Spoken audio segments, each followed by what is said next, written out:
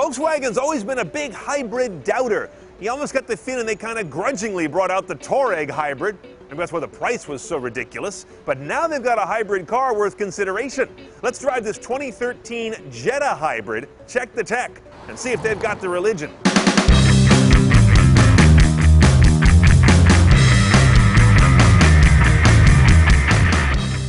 Now, spot a Jetta hybrid, obviously, by the badge over here, but on the front you see it revised, a little more aero. The entire body's been smoothed a little differently, and if you lift the trunk, you know it's a hybrid. There's a big old coffin-shaped thing back there. That's the battery taking up a pretty good amount of your trunk space. Dead giveaway, you get into a Jetta hybrid, even if you don't know it, you can tell quickly by that gauge on the left. No tack in these cars, a big old EV gauge. Don't be fooled by the numbers, 2, 4, 6, 8, 10. Those are not RPM ranges. It's just some goofy thing they put in there to show you how much power you're tapping from the car. It takes up a lot of real estate. It doesn't tell you a whole lot. It's a very traditional boost or charge gauge. The usual crunchy 8-bit monochrome thing in the middle, that hasn't changed, and speedo and other gauges are normal. Now we get to our head unit. In this car, we've seen it many times before. The difference is when you hit the car button on the hybrid, you get to a bunch of energy or battery state displays. Energy flow shows you when you're charging, discharging, using gas or electric power. Zero emissions, interesting. This will give you all the time slices at which you are giving out zero emissions from the tailpipe. And then you've got your usual displays of fuel efficiency over time. The key here is to notice that number. We've been driving this car around for over 550 miles, and we're pushing 40 mpg real world. And we are lead-footed reviewers living in a hilly area called San Francisco. So that's actually a very impressive number. Now, the media sources are here on this little phone dial thing. It's an interface I've never gotten in love with. In fact, I hate it. Bluetooth streaming right there. We do have a nice display of meta tags. MDI refers to this little portable media interface, this little pigtail here in the glove box. Notice they don't yet have an Apple Lightning connector, so I've got to use my little adapter, and this is where it starts to get a little bit nerve-wracking. I just know that thing's going to snap right off. Your aux jack is right here next to these buttons. SD card slot, you're never going to use that. Radio's on a separate menu, as so many cars do, and you can go through your Sirius satellite stations very quickly. It seeks and locks rapidly. AM, FM, no HD radio. Because we have a high-trim Jetta, there is a navigation system here within this postage stamp-sized screen. We've seen this one before. It works fine, but again, it's kind of burdened by this overall interface on this car that I'm not in love with.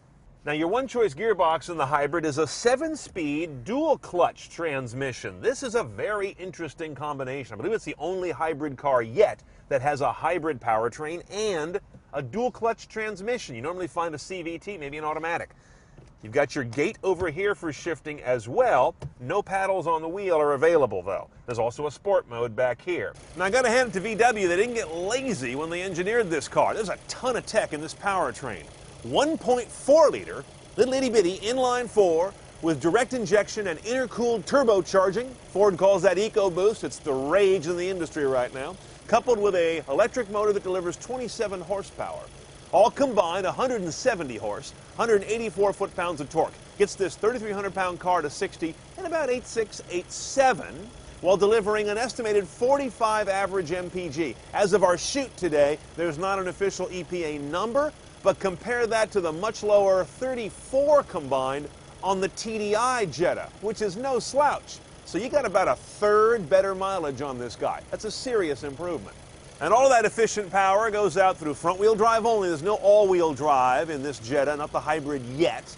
And you've also got that one choice of transmission we saw in the cabin. It's a 7-speed, dual-clutch, automated manual. Now let's get on the road and see if it makes a difference, or if VW is just showing off what kooky combinations they can cook up. When you're on open road, it's actually quite rewarding. There's a lot of power, a lot of torque in particular on tap, and it comes on very consistently. A nice big fat flat torque curve as far as I can detect. The problem is when you're not on the highway or an open country road and you're kind of going on and off the power, you need to do the usual stop and go. This car is a disaster. It is so unresponsive in typical nibbling traffic that I just wanted to get out of it. Specifically, the creep function, when you let off the brake and the car rolls forward, is weirdly synthetic. So first there's none, and then all of a sudden the car starts to roll forward like it's got the idle set at 2,000. The other big problem is applying the brakes. You seem to get one level of braking, and then as you hold the pedal, you get another, and it's too much. It's like throwing out the anchor. And the power comes on in some weird stagey way like the brakes do.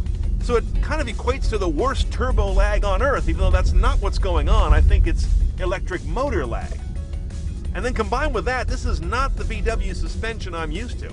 Maybe it's the additional almost 300 pounds of the battery and electric gear that's throwing off the balance. I don't know, but this is not my favorite Jetta by a long stretch. And in the middle of this mess of non-responsiveness, it seems like a waste to plant a 7-speed dual-clutch automated gearbox in the middle of all this. Hit the E-mode button and the car will stay all electric as long as it can, a little over a mile and up to about 45 miles an hour.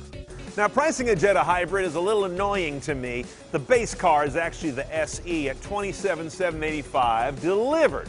Now, you got to inch your way into basic tech by buying chunky packages. You go to SEL, for example, for another $2,300, and then they throw you a bone in the form of navigation and a bunch of other niceties. Then another $1,800 gets you to SEL Premium, which is where you got to go to get a backup camera. In other words, you got to go whole hog to get this car done CNET style. Just get a Jetta Hybrid SEL Premium that includes everything. A bunch of tech you definitely need, and probably some filigree you don't, but that's how they package it. $31,975 for a Jetta.